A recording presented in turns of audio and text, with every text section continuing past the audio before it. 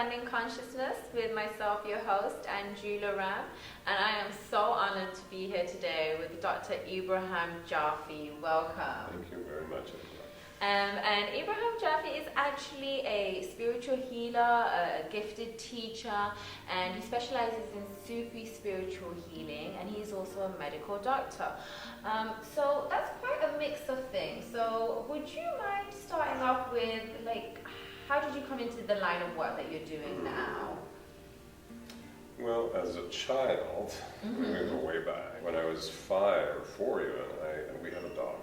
And one day I put my hand on the dog, and there was this big lump coming out of his hip. And it was hard, and I thought, what in the world is this thing? It's abnormal, and it felt bad and made me sick. And I went to my mother and I said, Mom, what is this lump? And she said, what are you talking about? There's no lump. I said, oh, can't you feel this massive lump? She said, no, there's not.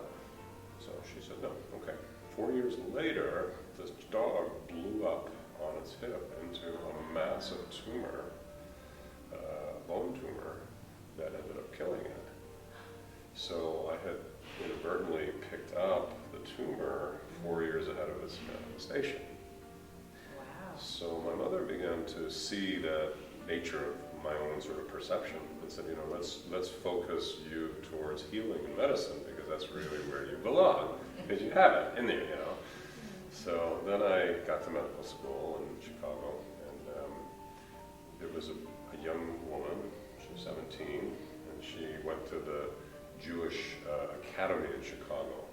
And this is a very small Jewish academy, but they were losing children. It was like that year they had a series of deaths, unexplained deaths of children dying in that hospital. And I happened to get the 17-year-old girl with acute chronic hepatitis. It was acute that had become chronic and then acute again, and she was end stage, and they put her with me in the ICU. I was her physician in my residency. So I was still very sensitive, and I put my hand over her liver, and I swear to God, something so strong moved out of her. I didn't know what it was, but it moved out of her, went into my hand. I had never felt anything like that before, like a black lightning bolt. Went through my arm into my heart, and I was literally on the floor. I mean, the pain and the agony of whatever jumped through her and that was killing her jumped into me. And it was really startling for me, because I realized that there were things out there beyond my perception at that point. Here I'm giving cortisone, kind of suppress, the hepatitis, and it said, so what am I suppressing? I don't need to be suppressing it. What I need to be doing is releasing what's in there. So the Jewish rabbis in Chicago, and they spoke to the head rabbi in Jerusalem, who went into ancient text, and they found a secret text on healing hepatitis, which was about taking doves and taking the dove and placing it over the belly button. And if the dove died, the concept was that it was pulling the disease out of the person. Oh, wow.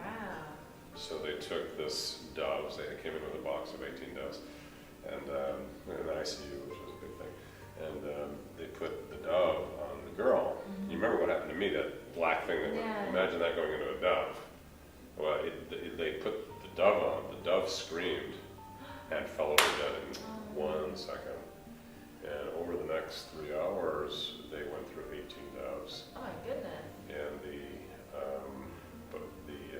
vital signs of this woman completely, she was, she had a pulse of 140, normal 75.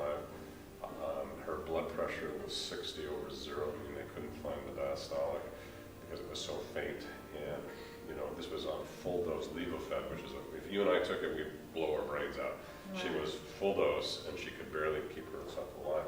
At the end of that 3 hours, her entire system normalized. Everything came back to normal. So I realized that, first of all, what lives inside of us that we don't know? Secondly, why did ancient texts know how to heal something that modern medicine didn't? And I wanted to learn that, because I really wanted to be a great doctor. I said, if I want to be able to really heal. And if cortisone's not doing it, and doves are, take me to doves. Yeah. So that's my story.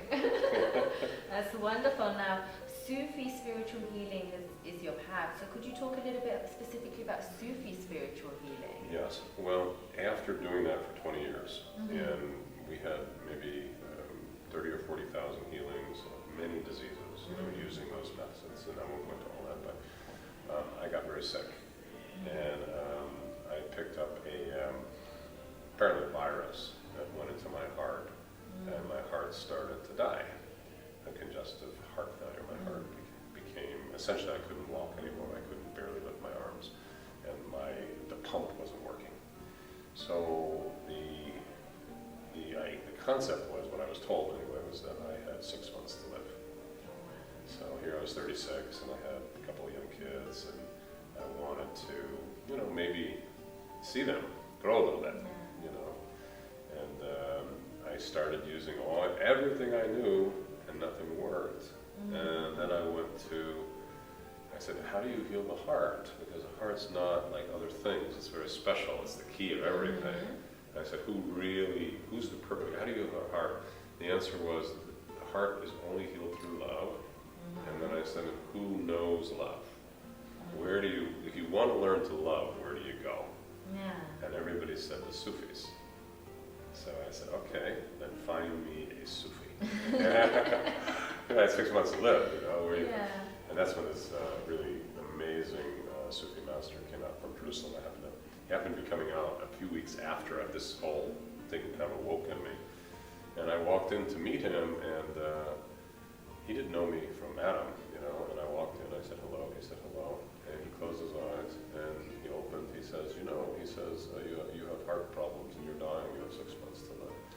He picked it up within 3 seconds, he had it. It's amazing. And then I thought, this I've got to learn. So now, I do want to just cover the heart thing a little bit, heart, because, I think it's quite, I've noticed that a lot of healers or a lot of people who do a lot of work kind of do find that they get drained or they get illnesses or they have stuff come up. So I'm wondering if that connection is kind of what it is, because you said you were doing this for 20 years, you were doing this healing work, and to me it's just like, the first thing, as an outsider, it's just kind of like, well, what's wrong with your heart? Why can't you heal yourself? Or what's going on here? Because you do such miracles for other people, Right. So I think it is, what's that dynamic? So I do want to just step back for a quick second, and the 20 years that you were doing it, what was kind of missing from the heart space for you?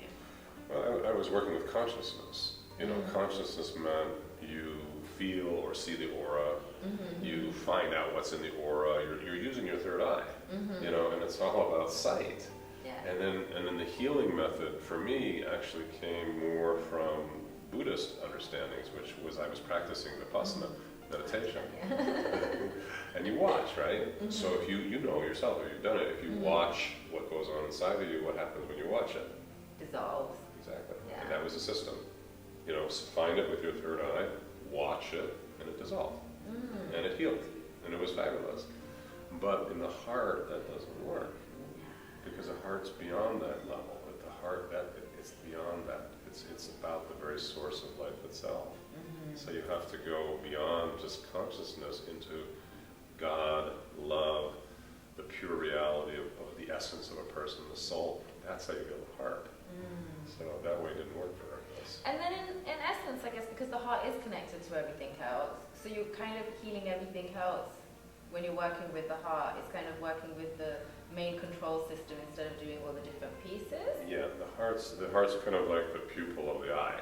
The heart is a master gland, so it connects to every single system in the body, but then it also connects to the soul, and it also connects to the spirit. So through the heart, you have a doorway into any aspect of your being you want to go to. You want to go to the soul, okay, you slide up to the soul. You want to go to the heart, the spirit, you slide up to God. You can reach all of it through your heart. The heart's the key. And I think consciousness, this is called expanding consciousness, so consciousness is still good, okay? Exactly. And I think consciousness is very useful, and And I think it takes a level of consciousness to even understand the importance of heart. So it's like, it's not by any means to say that working with the third eye or working with consciousness or doing Vipassana, any of that is void. I mean, everything I think has its place. Yes. But I do feel that the key, literally, to the universe is in the heart. Right. You know. Yes. So going from a path of consciousness to a path of love, I think it's almost like an inevitable. Yes. You know, there's only so much you can keep going into consciousness, and then you've got to drop into the heart. So yeah, I think you're right. You're absolutely right. I'm glad we covered that. So okay, so then you get into the Sufi spiritual healing because you have that experience of expanding in consciousness so much, and then needing to find heart in your own condition. And then what happened? Could you tell me a little bit of the basics about Sufi spiritual healing and so on? And I mean, what does it consist of? What are the basic principles? Well, I mean, let's look at consciousness for a moment. If we're, let's say somebody comes in with heart disease. Mm-hmm. Okay, so one of my patients was a 50-year-old woman.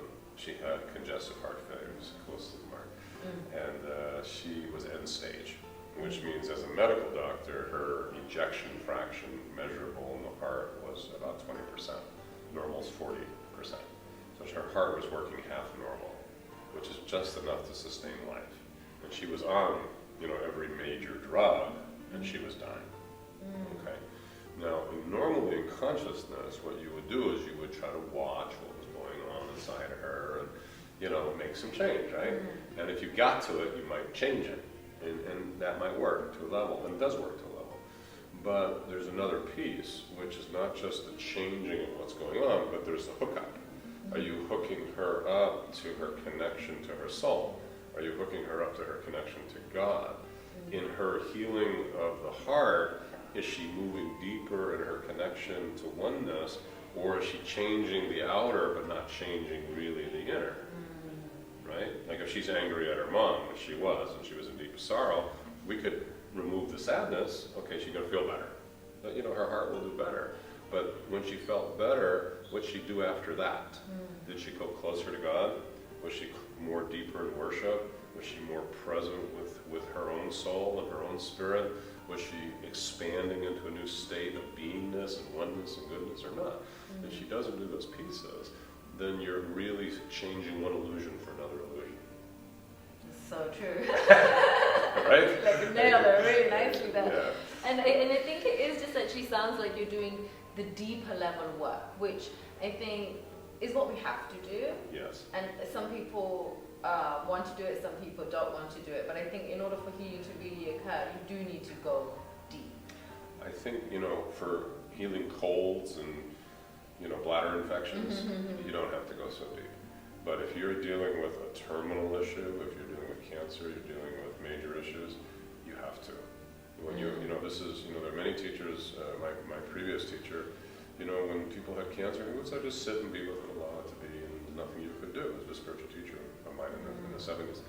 But, now I realize how absolutely wrong that is.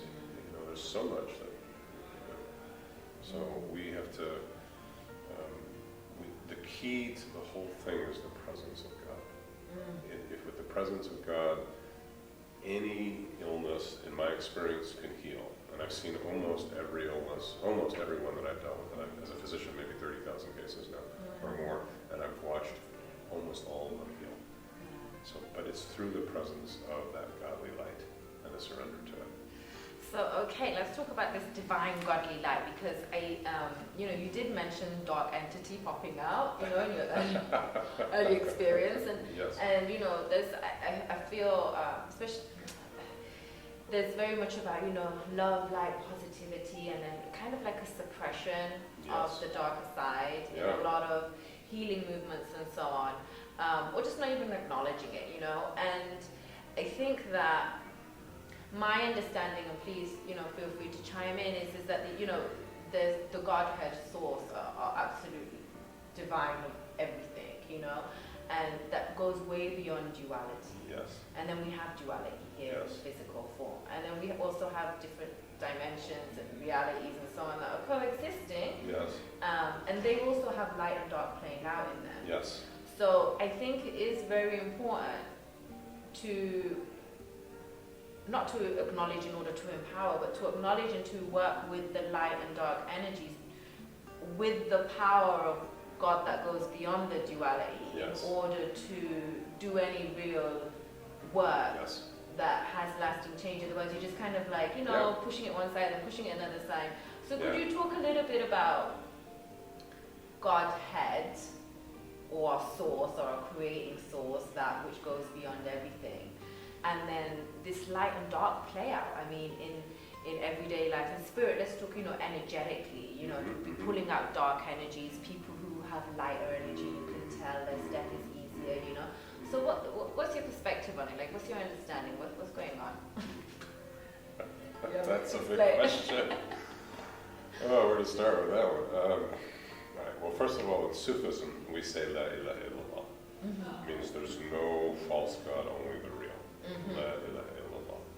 And the reason we say that is because many people go to lights that are false, believing them to be God, and then they get caught by the false lights. And the false lights can heal, by the way. They can heal very well. But there's a very high price to pay, which is the disconnection of spirit.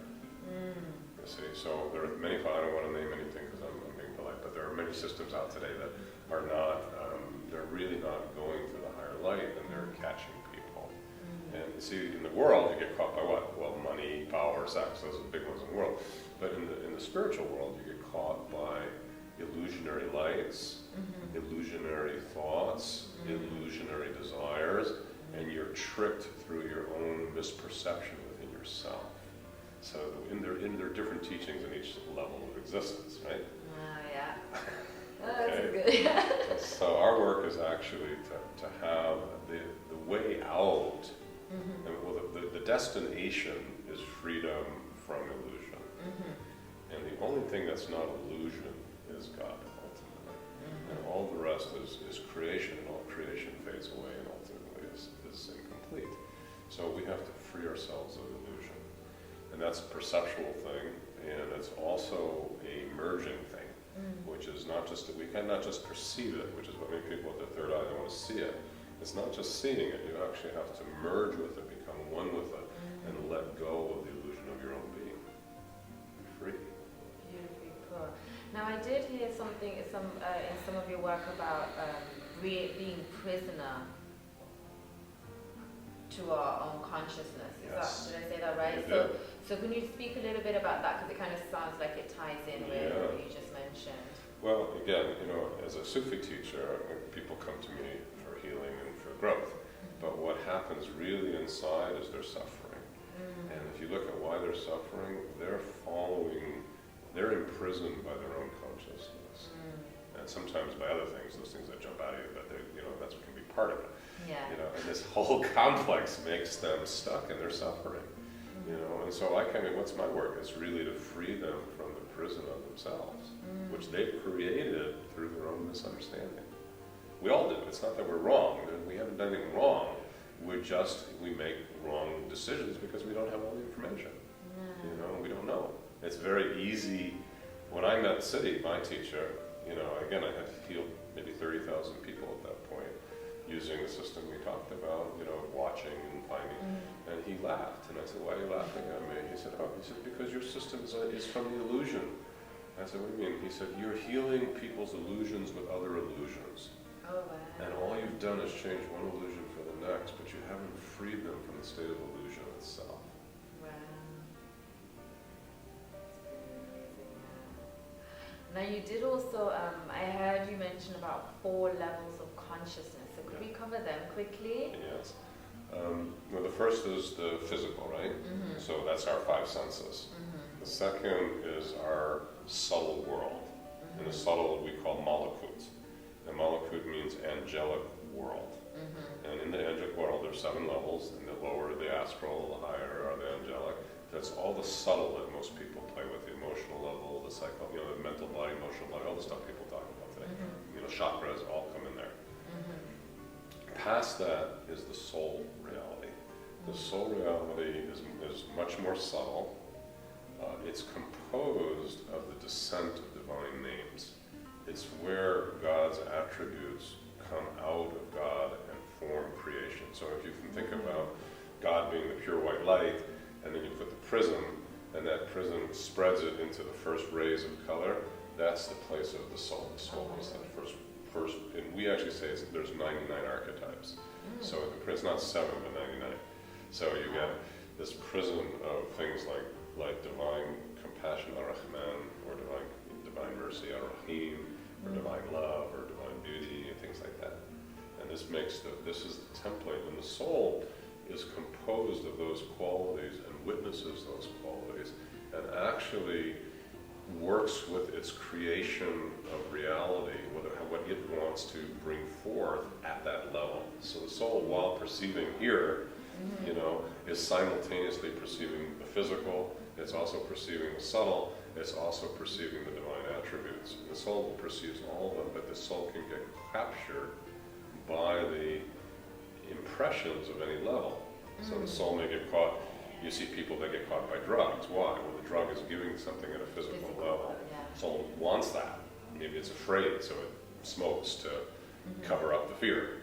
Or maybe it's anxious, or maybe it's some wound, so it starts to take heroin or something because it wants to cover the wound. These are all physical levels, but the soul gets caught.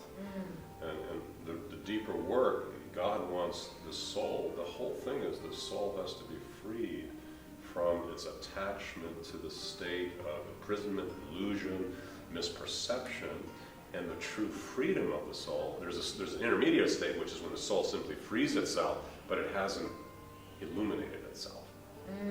You see, so there's a middle state. It frees it, but it's not illuminated, and then it goes past the state of freedom into God, where it reaches full illumination, and that's what in Sufism we call the world of unity. Wow. And that's the first journey of Sufism, is to reach that freedom. So I'm guessing, correct me if I'm wrong, so on the soul level, so is it about, so you're still being present in all of these different worlds? Yes. In these different dimensions? Yes. But you're not attached to any of them? Yes. And you have a higher knowing of whose you really are, should I say? Yes. So you live here now. So this is not about escaping or meditating all day. So you live here now in this world. Yes. But it's what you identify with. And what you perceive, it's what you perceive, and it's where you live. So a person, if you walk, a traditional person, they're aware of their 5 senses, their mind, their emotions, and their desire. What I want a car, I want a house in Beverly Hills, and they're walking trying to create that reality. This is probably most people. Then you have the more spiritual people, they're aware that that's a limited reality. They want something else, they want energy, they want subtle, they want to have more mystical experiences. But there's illusions in there. Like they may want mystical experiences, but why? Because they want power, or they want to be great, or they want to have something or other, they want something. So there's traps of that world, because there is powers there, but they're easy to get trapped. So then you have to the person who lives there, they may be seeing energy, they may be seeing auras, they may know how to do all sorts of things, but are they pure? Not really. And so they may get caught, but they're living in that more perceptive reality. Like when I first started training in martial arts, my teacher couldn't perceive auras. So could I. But I was doing it for healing, he was doing it for martial arts. So when we first started training, we did an energetic training. He would be looking at the aura places in my aura, other people's auras that were weak, and then he would go after those places. And that was his system of getting in, and we learned that. But again, it wasn't coming from a place of purity. And then you have the deeper reality, which is, if I'm sitting with your soul, here we are, you and I are talking, but you'll be having another conversation behind this, which is a really nice conversation. And your soul, I know, is honest, and it's seeking to know truth. And if we learn, we can listen to those and heal. And the healing work, and for me, the healing work is happening there. And if you came to me, I might say, okay, well, you're sick, but really the deeper teaching is what your soul is saying. Your soul might be saying, well, I'm really imprisoned, and I can't break free of the sense of vulnerability and lack of power this case of this girl, the soul had been attacked. This was a very powerful attack on this girl, and it ended up killing her. Well, yeah, so that kind of connects to, I want to ask you about shadow and the individual and the collective. Because there's stuff that we haven't dealt with or that we're dealing with, Yes. right? Yes. That then manifests in some form. Yes. And we got to go really deep inside, like you said, I believe truly on a soul level to really understand and heal that. Yes. But then there's also stuff that's in our experience that is maybe more of the collective conscious. So maybe, my husband is, it's totally made up, right? So my husband has stuff and it's his shadow and maybe we witness it together somehow. Yeah, exactly. So, the collective world, collective consciousness. That's right. So, how do you differentiate? What's the discernment level here of when to know is, okay, this is my work, I really need to do this, but you know what, or this doesn't really belong to me, I'm being attacked, or Yes. something is invading my space. Yes. How do we work that? Well, it goes back to that La ilaha illallah. When you say, if you really learn, La ilaha illallah is a bunch of words, there's no God but the truth. But in the inner dimension, it means that you're perceiving the truth of God. Okay, so that's the key, that's the lens. So if somebody comes in and says, I'm an army, like I'm ISIS, and I'm out in the Middle East, and I'm fighting for whatever it says it's fighting for, right? But if you say La ilaha illallah, and then that lens of truth comes in, people can say I'm fighting for all sorts of things, but what are they really doing? What are they really fighting behind it? That's what La ilaha illallah will show you. Oh, okay, that's fascinating. Now, because we did make the connection with the ISIS and stuff, Yes. I would like to speak a little bit about what's going on in the world today, and not just to make us feel heavy, but in the sense, in relationships, on one side of the coin is what's going on today, but also on the other hand, what can the type of work you do, or your perspective, or your understanding, or these concepts we're sharing with people, how can that help heal what's going on in the world? Like, what can we do? Like, because we are here on this physical plane, Yes. We do need to take care of what's going on. Absolutely. And it may look different for different people, but generally speaking, your line of work, Yes. how can it contribute to what's going on in this world today? Like, it's quite messy. The world is either structured by divine reality or it's not. God gives us free will. We don't have to follow the divine plan, right? We can follow ourselves. Yeah. We can follow evil, right? And of course, the real evil hides in pretending to be truth. That's the deep secret of evil, is it wants to make you think it's right, and it's not. So the deepest work for all of us is to have the perception of the divine light to reveal the truth of the intentional aspect of what's moving in any appearance of form. So if you see ISIS, or you see the United States, or you see Europe, and it says, I'm doing this. Okay, great, this is what you're doing. Your action is, I'm going to go to Iraq and look for chemical weapons. I'm going to be ISIS, and I'm going to try to reestablish an Islamic caliphate in the world, an Islamic kingdom. So each thing says what it's there, what it's doing. It has an outer statement. But in the inner levels, what is the true intention that's really moving those things? The only way to know that is through La ilaha illallah. You have to shine. God is truth. If you bring the light of God into any situation, you'll find the deeper reality of what's there. And that actually brings me into meditation and practice. Yes. Prayer, those type of things. Yes. We should do Could you speak a little bit about that? Because it sounds to me like, as we're doing that, as we're asking for clarity and for God's truth to be shown to us, and shifting our perspective in that way, we have to be in a state to actually receive answers and so on. Yes. So you can't just ask and then just wander off, with busy monkey mind going on and so on. So could you talk a little bit about what practice Well, you and I It's like both did Vipassana meditation, so we know what it means to be silent, right? Yeah. Hopefully. For long hours. Yeah, for long hours and sitting in the emptiness, being bored. Yeah. Yeah, I did that for many years, and it was beautiful, and it was also empty. Mm-hmm. And one day I remember I sat there for hours, and I thought, wow, I sat for 2 hours, I've had 3 thoughts, I'm empty, and what's the point of this? Yeah. And I said, what's missing is the richness, the fullness. Where's the richness of the inner experience? I don't want just emptiness, I want rich. And that was when I left Vipassana meditation that day. And I started, and that Sufism showed up shortly after, and I realized that I wanted the positive. I wanted to move into the richness of experience. When you remember sacred names that call forth the divine light, that rich experience comes into you. So in Sufism, we say La ilaha illallah or Allah, and when you do it, not like you hear the people out there doing it, the fundamentalists who are saying it for personal gain, for own power, it's not about that. That is a complete misuse of what is happening.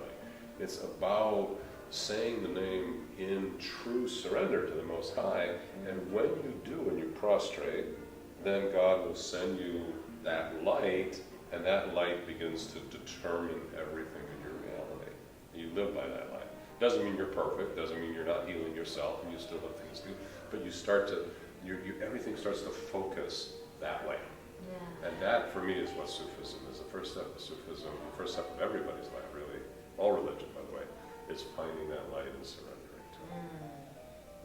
Whatever your choices are, it doesn't matter, because all religions are ultimately seeking the same thing. Yeah. And then, could you just speak a little bit on forgiveness and acceptance? Well, in Sufism, we have something called tawbah. Have you heard that word? No. It's a great name.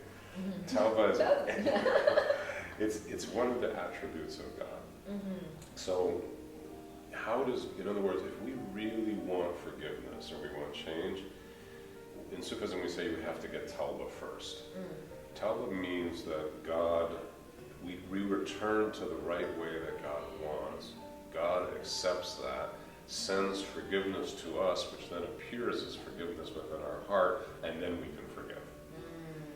So in other words, if we don't realize, we try to forgive, but how do you forgive when you're angry? You can't really do it. It's hard. Like pulling yourself up by your shoe straps. Yeah. The first step is you've got to turn back to the one. Yeah. And make your forgiveness there, not, I mean, you do have to make it. If I hurt you, of course, I've got to come back to you and say, I'm sorry. Yeah. And ask for forgiveness. But before that, I need to turn to God and say, my Lord, how did I hurt this beloved one? What did I do? Was I too strong? Was I too soft? What did I do? And then if you listen deeply, God will reveal. It will reveal, okay, you did this or you did that. Okay, once you realize the mistake that you did, then you have to be regretful for it. You can, I hurt you, well, too bad. I'm going to continue on my life. Nobody wants that, and God doesn't want that. But if I really say, I'm sorry, boy, I really hurt you, I'm sorry, in my deep heart, I deeply regret it, I will try not to do that again, you have a good chance that you might actually forgive me. Yeah. Because that's what you're waiting for. We all make mistakes. You have mercy, but you need to know that I'm worthy of receiving that mercy, because I'm honest. And that's tawbah, it's that return. That's beautiful. Is there another special word for relationships? I'd like to speak about relationships. You'll like the 60% of relationships. You will like that. So, for just in relation to the line of work you do and your perspective, which I think is very beautiful, is relationship with self, divine, kind of say, relationship with other. Because I feel like, just even me personally, like, is there another understanding when you actually understand certain concepts and then you realize we're here now, and you realize like these relationships are important and you want to have like the highest, most conscious, most heart-filled relationships, Yes. How do we manage that?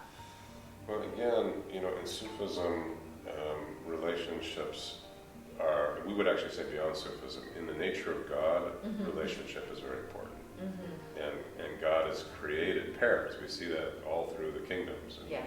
you know, people and animals come together and they have relations. There's many animals that are monogamous in their relationships with each other. In Sufism, we say the ideal is to be one body, one heart, one soul, and one spirit. And there's actually ways where two human beings can merge themselves together at all four levels. Oh, wow. And the experience of two people who each level that merges becomes a lifting up of love. So, for example, we see many people that come together in their bodies. They're intimate. There is a very deep connection, but their hearts aren't connected. Yeah. You know, and unfortunately, we see a lot of marriages today. They come together. They have a very strong, passionate relationship, but they haven't addressed the other levels. Yeah. Their hearts. And then you see people. You know, then there's some people that come together their hearts, but they don't have the body. And you need to put both the heart and the body together. Makes it powerful. Because as the body opens and the heart opens, the energy releases and the light comes in, the glorification of the one happens in that experience and it opens. But then there's a whole frequency beyond that, which is what if your soul and your beloved soul completely join and merge with each other so that you become one soul, that your qualities, your essence and their essence become one essence. It's like you become one soul. And that is, when people who have that experience say that it is the most fulfilling experience of relationship that's known. This is what people say, the true soulmates. The true soulmate. It's that level of merging. But even that, again, you want the soul, but you want the heart, and you want the body. Everything, all levels. It's funny because soulmate gets thrown around as a term so easily. Yeah. And now that understanding just has made it so much deeper for me and hopefully the audience. I was like, that's quite profound. Yes. I'm going for that now. I was going to say, I knew you were going to like that. And you really want somebody you want a partner who wants to join you on all those levels. Yes. And then, so if you choose somebody, they look good, and they fit, the outer, they have what you want on the outer, but you don't get it. Yeah. Totally. Wow, it's been so wonderful speaking with you. I wish we had so much more time to cover everything else in the world. We're going to close out. Is there anything else you would like to cover? Anything you would like to mention of importance to you? Just two things. One is obviously that love is the key. Yeah. Just that when the heart opens and the love gets established, that's the whole game right there. Yeah. So that we all work for that. And the second thing is, of course, to remember the secret is in that La ilaha illallah, the oneness. And that everybody you don't have to say it, but if you can just really understand it, that it'll change. And could you give us a translation again? Because I don't want anybody to get stuck on terms of religion or language and so on. So if you could just give it as, again, the translation, then that might be more comfortable for people to grasp that concept, to check in with, La ilaha, la means no, ilaha means a false god. So what's a false god? Money, power, a statue, worshipping something that is your husband, your wife, whatever. That happens a lot too, So no false god. No false god. So just remember no false god, and clarity will come in it. Exactly. If you let go, that's the negation. Let go. If you're worshiping your husband, then you've missed the truth. Because your husband, unless you're with a super master or something who's fully enlightened, you're worshiping somebody who's incomplete. Yeah. And you're going to be right. So you're going to get hurt. Yeah. And they're going to, so the worship has to be with the one that is complete, which is the presence of God. Now, in that presence of God, you will find so much love for your beloved, but it will come from a different place. And that's what La ilaha illallah means. Beautiful. So love is key and no false gods. Yes. I love that. I love both of those. Thank you so much. Would you like to just share? I will have in text all your information. Okay. I know you do workshops, you do a lot of teaching, you do healing work. So I know there's a lot. So I will put the information there. But is there a website or somewhere that anybody viewing can go to find out more? You can go to drjaffemd.com, drjaffemd.com, and I have many kind of introductory workshops on just learning about Sufism, learning about spiritual healing, relationship, and of course brilliance, which is really how do you find, who are you? You know, what's that key in you that's waiting to come out? Okay. Well, maybe this is the call. We'll do another sit-down conversation about our brilliance. I would love to. And tapping into brilliance. That would be amazing. I'd be very honored.